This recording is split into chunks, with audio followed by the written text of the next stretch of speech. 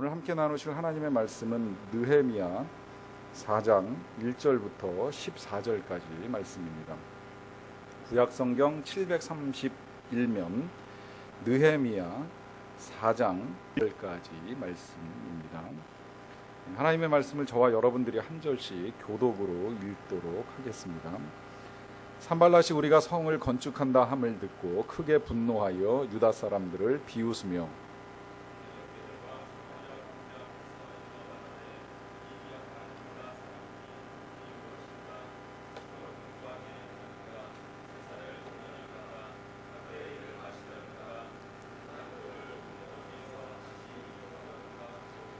암몬 사람 도비야는 곁에 있다가 이르되 그들이 건축하는 돌 성벽은 여우가 올라가도 곧 무너지리라 하더라.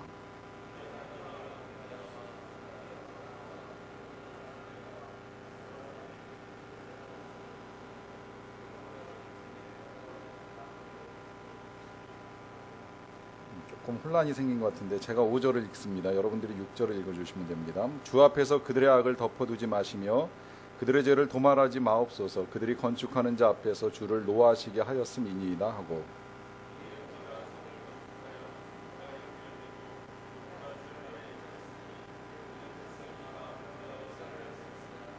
산발락과 도비야와 아라비아 사람들과 암몬 사람들과 아스돗 사람들이 예루살렘 성이 중수되어 그 허물어진 틈이 메꾸어져 간다함을 듣고 심히 분노하여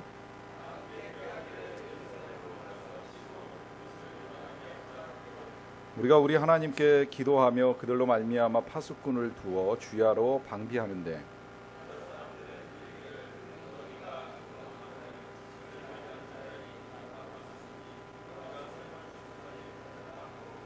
우리의 원수들은 이르기를 그들이 알지 못하고 보지 못하는 사이에 우리가 그들 가운데 달려들어가서 살육하여 역사를 그치게 하리라 하고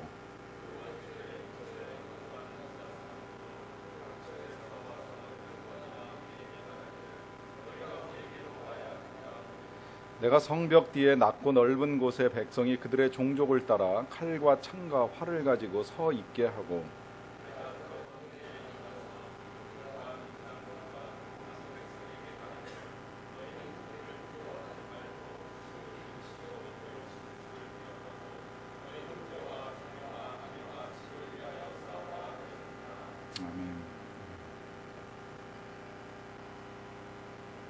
아까 말씀드린 대로 원래 우리 사랑의 교회 군 목사님과 우리 군종병들께서 금요일 날 오시기로 돼 있었는데 좀 변경이 됐어요. 원래 금요일 날 오시면 30분 동안 충분히 찬양인도 같이 해주시고 그다음에 성찬식도 같이 하고 또 위에서 기도하는 시간을 좀 같이 가지면 이제 좋으리라고 생각을 했는데 아마 군부대 사정상 이제 갑작스럽게 일정이 변경된 것으로 그렇게 전해 들었습니다. 저는 좀 아쉽다고 하는 생각을 하는데 이제 이와 같은 일들이 우리의 삶에서 일어나고 있는 것을 우리가 부정할 수가 없습니다. 하나님의 일이라고 해서 모든 것이 다 순적하진 않습니다. 오히려 어려움이 더 많을 수 있습니다. 원래 근본적으로 군대에 이제 교회가 세워지는 것도 하나님의 일을 위하여서 처음에 만들어졌고 군대에서 종교 활동이 본격화되기 시작한 건 이제 교회의 영향력이 제일 큰 것으로 알고 있습니다. 그러다 보니까 교회만 이제 그 군 내에서 종교 행사를 할 수 있느냐,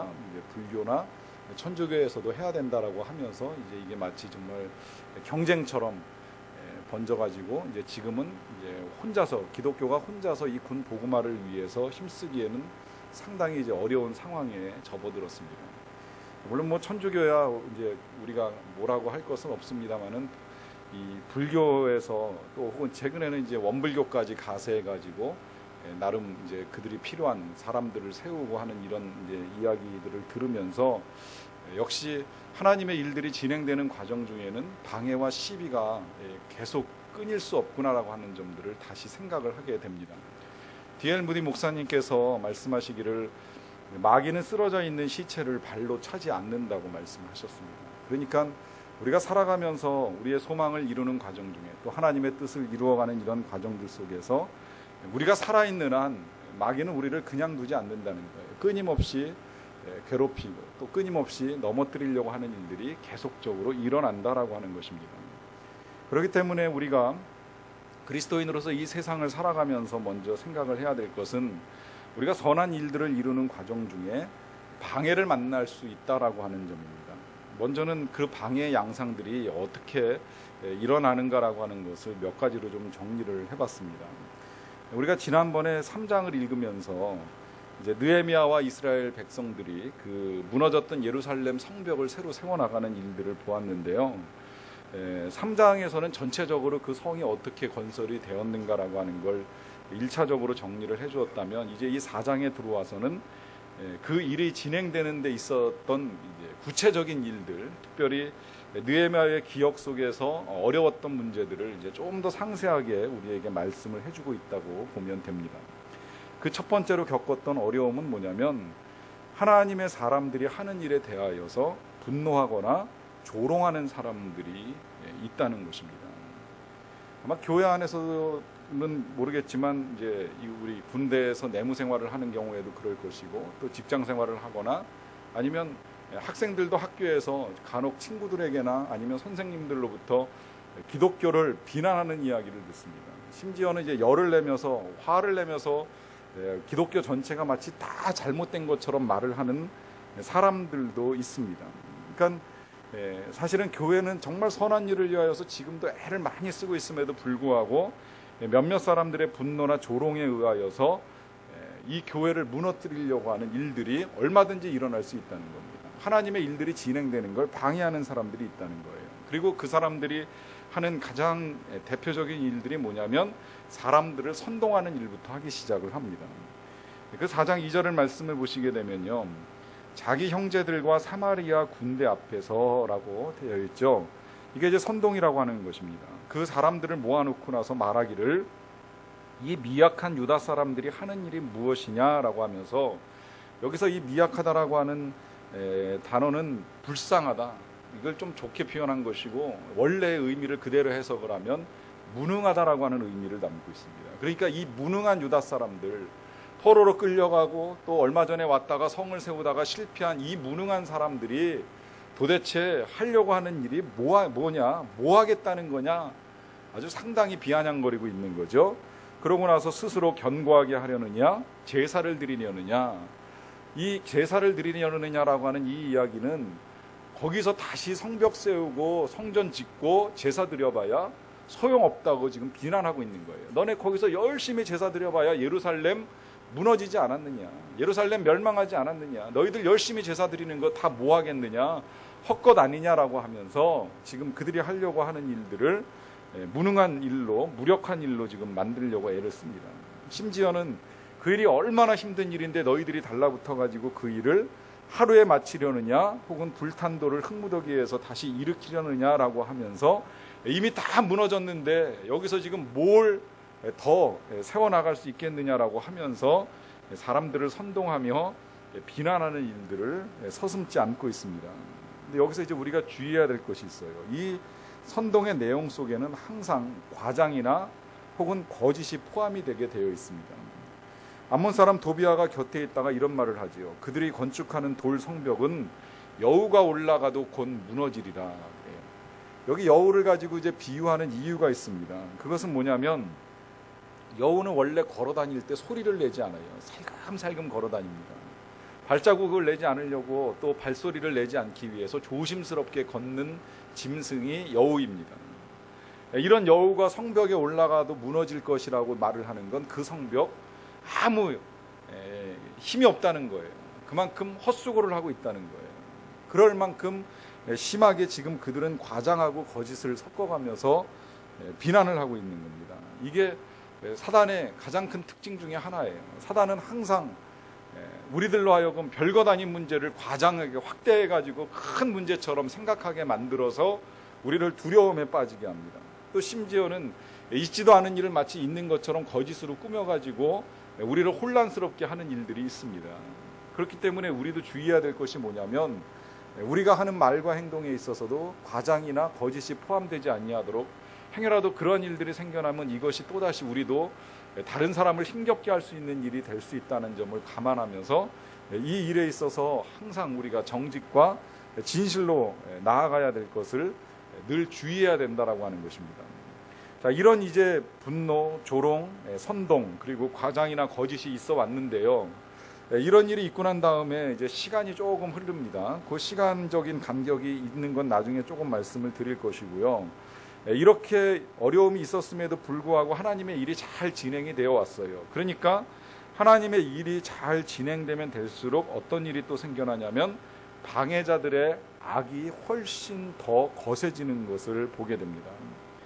자, 보시면요, 4장 7절에 산발락과 도비야와 아라비아 사람들과, 자, 여기까지는 많이 들어봤던 이름일 것이라고 생각을 합니다. 그런데 사람이 늘어났습니다. 암몬 사람들과 아스돗 사람들까지 이제 합세를 했어요. 그래서 예루살렘 성이 중수되어서 그 허물어진 틈이 메꾸어져 간다음을 듣고 심히 분노합니다.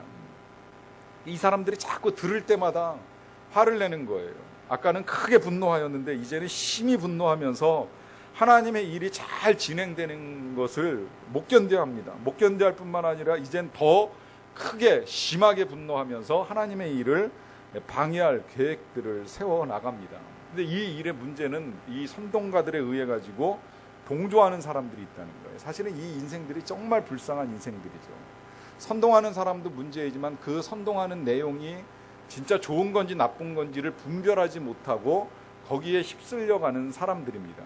여러분, 근간에 아마 그런 이야기 많이 들었을 거예요. 군대에서도 들으셨는지 모르겠지만 레이디 가가가 4월 26일인가 우리나라에 와가지고 이제 공연을 합니다.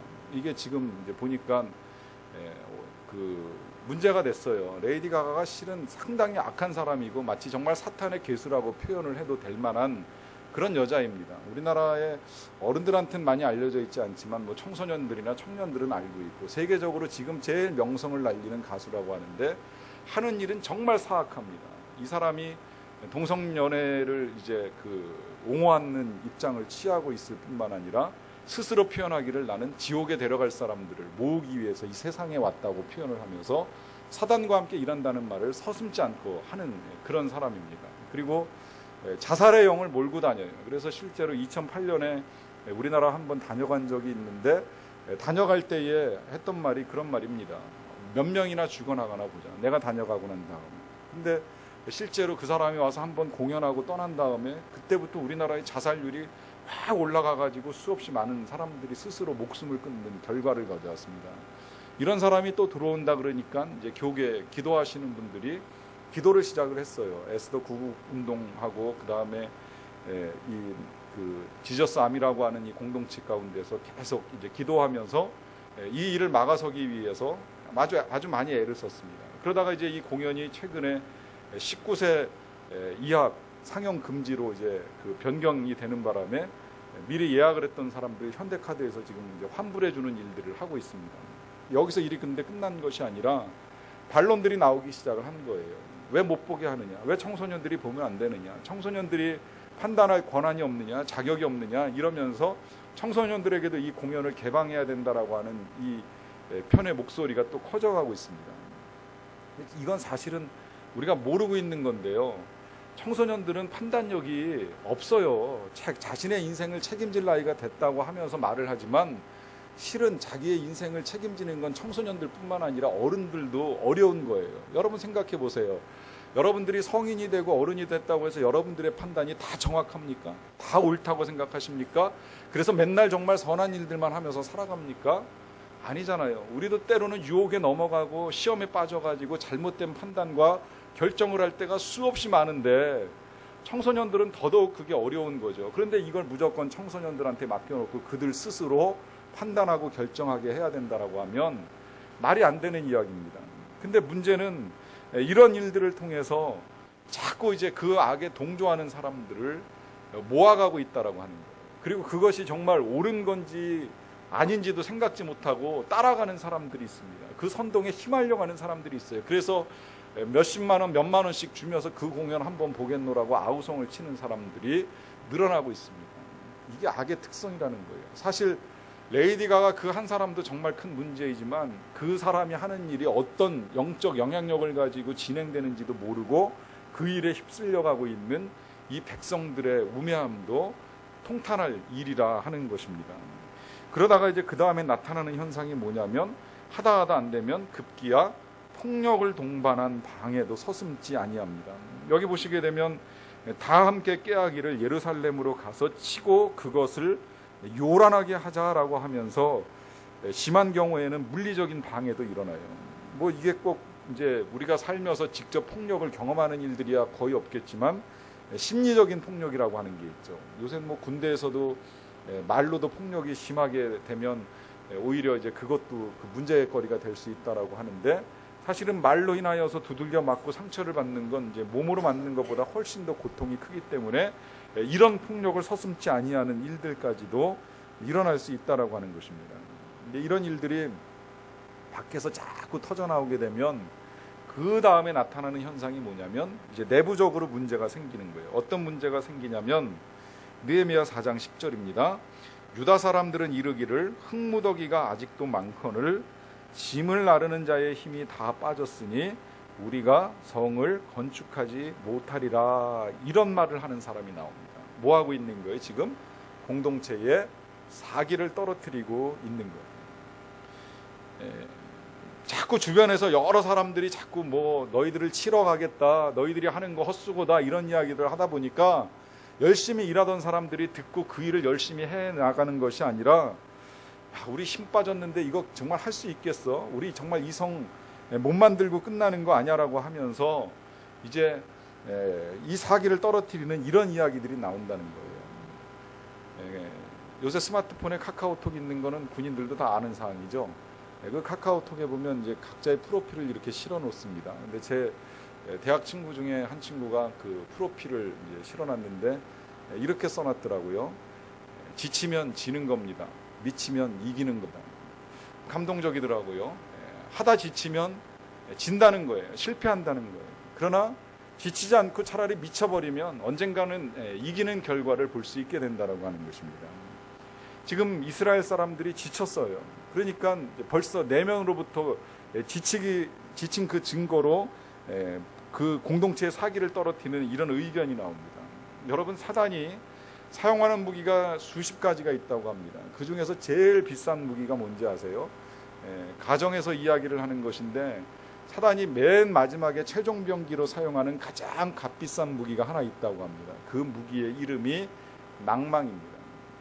하나님의 사람들로 하여금 낙심케 하는 거예요. 이건 진짜 외부의 적보다도 더 강력한 영향력을 가지고 있습니다. 이유는 그것이 사람들에게 무력감을 조성하기 때문이에요. 더 이상은 할 수 없다, 이렇게 만들어버려서 포기하게 만드는 이 일이 사단의 무기라고 하는 것입니다. 이런 일과 더불어서 이제 또 다양한 방법들을 사용하는데요. 어떤 방법들을 사용하느냐면 헛소문과 위협을 사용을 합니다. 느헤미야 4장 11절을 보시게 되면요, 우리의 원수들은 이르기를 그들이 알지 못하고 보지 못하는 사이에 우리가 그들 가운데 달려들어 살육하여 역사를 그치게 하리라 라고 하는 이런 헛소문을 퍼뜨리는 거예요. 이 헛소문 자체가 위협이죠. 그리고 그 원수들의 근처에 거주하는 유다 사람들도 그 각처에서 와서 10번이나 우리에게 말하기를 너희가 우리에게로 와야 하리라 라고 하면서 좀 와보라는 거예요. 근데 이 와보라는 말에 현혹돼 가지고 가면 불리해집니다. 왜냐하면 그곳에서 무슨 일을 겪을지 모르거든요. 뭐 직접 공격을 받는 일도 있을 수 있고, 공격을 받지 않지만 거기서 또 다른 위협을 들을 만한 일들이 일어나기 때문에 오라는 말에 가면 안 되는 거예요. 그런데 자꾸 오라고 하면서 헛소문과 위협을 퍼뜨려 가지고 이 하나님의 일들을 방해하려고 합니다. 이런 일을 자꾸 겪어나가면 사람들이 어떻게 되느냐면요, 이제 중요한 것을 놓칩니다. 어떤 것들을 놓치냐면 그 중요한 것이 에베소서 1장 18절부터 19절에 열거되어 있는데 간단히 좀 정리해 볼게요. 제일 먼저 보시게 되면 우리의 부르심의 소망이 무엇인지를 잊어버리게 돼요. 또 뭘 잊어버리냐면 그 다음에 그 기업의 영광의 풍성함, 하나님의 영광이 얼마나 풍성한지를 잃어버리게 돼요. 그리고 그 다음에 그의 힘의 위력으로 역사하심이 얼마나 큰지도 또 잊어버리게 되죠. 마지막에는 하나님께서 우리 가운데 베풀어 주신 능력의 지극히 크심이 어떠한지 미처 생각지를 못하는 거예요. 이게 궁극적으로 이러한 일들을 통해서 사단이 우리를 무너뜨리려고 합니다. 우리는 어떻게 해야 돼요? 여기 다시 말씀을 하잖아요. 분명한 건 하나님께서 우리의 영적인 안목을 열어주셔서 우리가 정말 우리를 부르신 하나님의 소망이 무엇이고 그 영광의 풍성함이 무엇이고 또 하나님께서 어떤 위력으로 역사하시는지 우리에게 베푸시는 능력이 얼마나 큰지를 알아야 되는데 이걸 볼 수 없게 만드는 일들이 사단을 통해서 우리에게 일어날 수 있다라고 하는 것입니다. 여러분, 이런 상황 속에서 우리가 방해를 이기기 위해서 해야 될 일이 무엇일까요? 제일 첫 번째로는요, 무엇보다도 기도가 가장 강력한 무기입니다. 특히 기도가 가장 강력한 무기라고 말씀을 드리는 이유가 있습니다. 여러분, 인생을 살다가 우리도요, 어떤 사람이 나를 비난하거나 혹은 조롱하거나 내가 하려고 하는 일들을 방해하면 사람이니까 화가 나요. 분노합니다. 때로는 심지어는 싸우고 싶은 생각도 듭니다. 그런데 우리의 삶에 있어서 많은 부분 싸움은 절대 문제를 해결하는 방법이 되지 않습니다. 싸워서 문제를 해결할 수 있는 가능성은 아주 미약합니다. 하나님의 사람들이 문제를 해결하는 방법은 기도입니다. 그 이유는요, 이 기도가 하나님의 지혜와 능력을 공급하도록 만들어가는 통로가 되기 때문입니다. 또 이 기도는 내가 직접 싸우지 않아도 하나님을 나 대신 싸우게끔 영적 전쟁의 선봉장에 하나님을 세우는 일이 되기 때문입니다. 그래서 기도를 해야 된다는 거예요. 그러면 이제 어떻게 기도해야 되느냐? 느헤미야의 기도를 좀 보세요. 우리 하나님이여 들으시옵소서. 우리가 업신여김을 당하나이다. 원하건대 그들이 욕하는 것을 자기들의 머리에 돌리사 노략거리가 되며 이방에 사로잡히게 하시고 주 앞에서 그들의 악을 덮어두지 마시며 그들의 죄를 도말하지 마옵소서. 여러분, 기도가 좀 무섭다는 생각 안 드세요? 느헤미야가 하나님의 사람인데 이 하나님의 사람이 지금 괴롭히는 원수들을 향해서 기도하기를 그들로 하여금 노략거리가 되게 해달라고, 또 이방에 사로잡히게 해달라고, 악을 덮어두지 말고 죄를 도말하지 말라고. 예수님은 분명히 용서를 가르치시고 용서하라고 말씀하셨는데 느헤미야는 그렇게 기도하는 모습을 보여주고 있지 않습니다. 잘못된 것일까요? 아닐까요? 실제적인 예를 가지고 하나 들어볼까요? 제가 아까 레이디 가가 이야기를 했죠.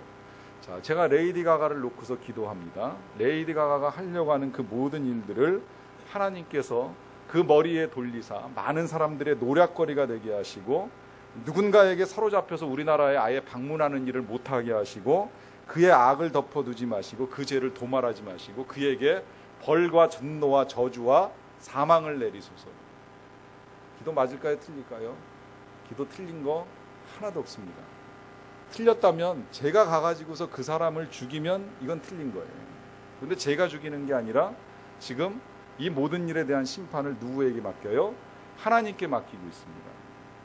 왜 그럴까요? 여기 보세요. 자세히 보시면 업신여김을 당한 건 우리라고 표현을 했어요. 그렇지만 그 뒤에 이제 아까 다시 우리가 읽었던 부분에 보시면 그들의 악을 덮어두지 말라고 하는 그 말씀 앞에 주 앞에서라고 하는 표현이 들어가 있죠.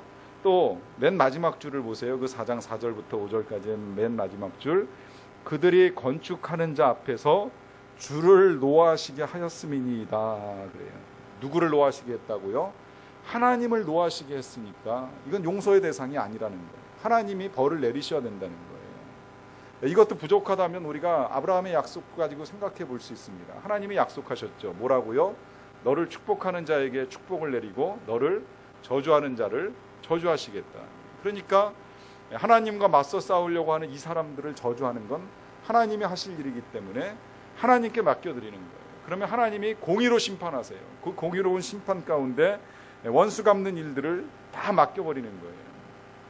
개인적인 보복을 가지고 이야기하는 것이 아닙니다. 지금 하나님을 대적하는 이 원수들을 하나님께서 통치해 주실 것을 하나님께 맡기는 것입니다. 그래서 이렇게 기도할 수 있다는 거예요. 그 다음에 해야 될 일, 기도 다음에 해야 될 일은 뭐냐면 이제 이런 어려움과 방해가 있을수록 우리는 더 하나님의 일에 애정을 쏟아야 됩니다. 그럴 때에 보다 강력한 승리의 의지를 지니게 됩니다. 이런 일들이 있을 때에 느헤미야는 그 위에서 기도한 것으로 끝나는 것이 아니라 이에 우리가 성을 건축하여 전부가 연결되고 높이가 절반에 이르렀으니 우리 백성이 마음을 들여 이 일을 하였기 때문이라고 이야기해요. 마음을 들여서 애정을 쏟으면서 이 일을 했다는 거예요.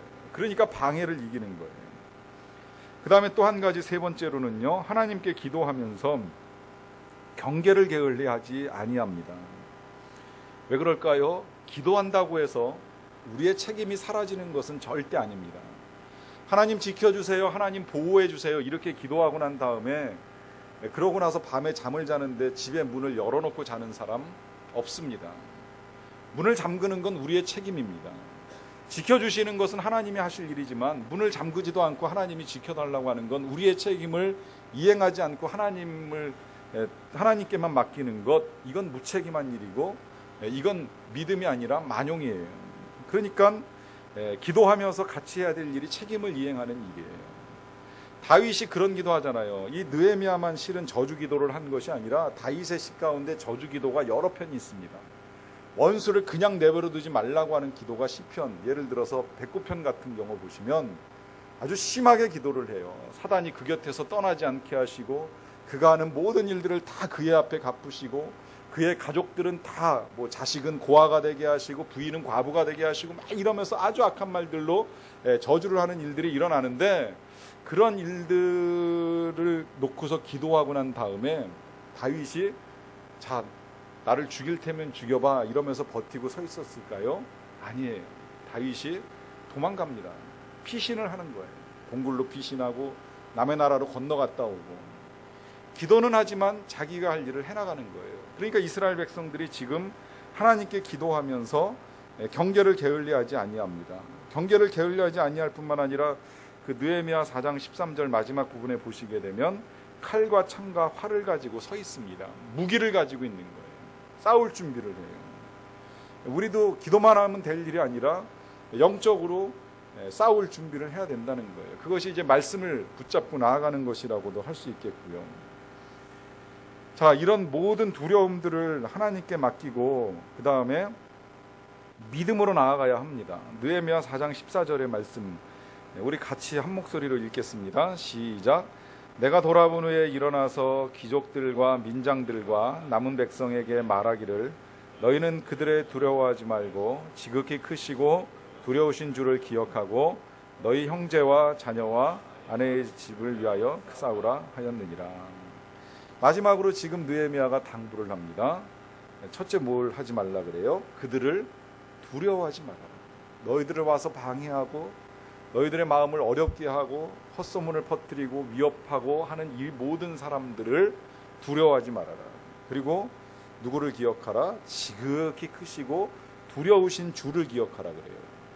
이건 지금까지 어떻게 하나님이 도와주셨는가 잘 생각해 보라는 거예요. 이 느헤미야가 저 멀리 메데바사로부터 이 예루살렘까지 오는 동안에 또 이 성을 건축하기 위하여 나무를 보내주시고 또 이 성을 건축할 함께 일할 사람들을 보내주신 이 모든 일들을 기억하라는 거예요. 그걸 기억하는 것은 뭐예요? 앞으로도 그 하나님께서 계속 도와주실 것이라는 거죠. 그리고 도와주셔서 행하는 이 모든 일들은 하나님만을 위한 일이 아니라 여기 보시면 형제, 자녀, 아내, 집을 위한 일이라고 하면서 이것이 결국은 우리 가족을 위하는 일이라고 하는 것까지 가르쳐 주면서 용기를 가지고 싸우며 나아갈 것을 당부를 합니다. 여러분, 우리가 이젠 이 사실을 인정을 해야 돼요. 인생을 살면서 어려운 일이 없을 수가 없습니다. 늘 어려움이 우리 앞에 있습니다. 하나님의 일을 하려고만 하면 더더욱 그렇고 우리가 하나님께 소망을 두고 기도하는 일들이 쉽게 풀려나가지는 않습니다. 방해는 늘 뒤따르게 돼 있다는 겁니다. 그때 우리가 해야 될 일, 기도하는 것입니다. 그리고 우리가 해야 될 책임에 최선을 다하는 것입니다. 그리고 끝까지 나를 도우사 나에게 약속하신 일들을 이루실 하나님을 향한 믿음을 가지고 나아가는 것입니다. 그때 하나님께서 여러분들의 삶 가운데 이루신 놀라운 일들을 보고 감사하며 기뻐하시게 될 줄.